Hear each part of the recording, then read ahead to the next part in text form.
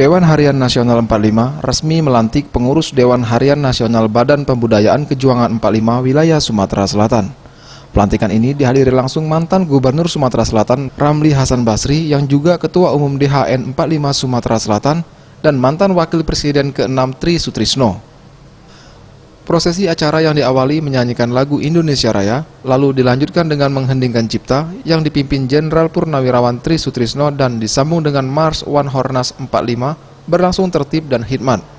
Usai kegiatan, Ketua Umum DHD Badan Pembudayaan Kejuangan 45 Provinsi Sumatera Selatan Herman Deru mengatakan, pada saat dilantik dirinya merasa terharu karena melihat para pemimpin terdahulu yang banyak memberikan jasa untuk membangun Sumatera Selatan hingga maju seperti sekarang.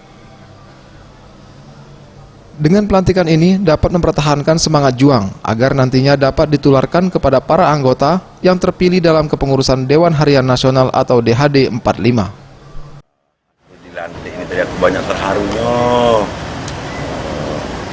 Bagaimana ngomong berpengaruh ini ya. Intinya kan nggak ada kita kalau nggak mereka maksudnya perjalanan roda pemerintahan ini. Saya dilantik jadi ketua DHD, mempertahankan semangat juangnya. Bukan berarti saya ini pejuang seperti beliau-beliau itu yang manggul senjata, tapi mempertahankan spirit itu. Nah ini yang mau saya tularkan, kiri, kanan, depan, belakang. Tim Liputan Sriwijaya TV.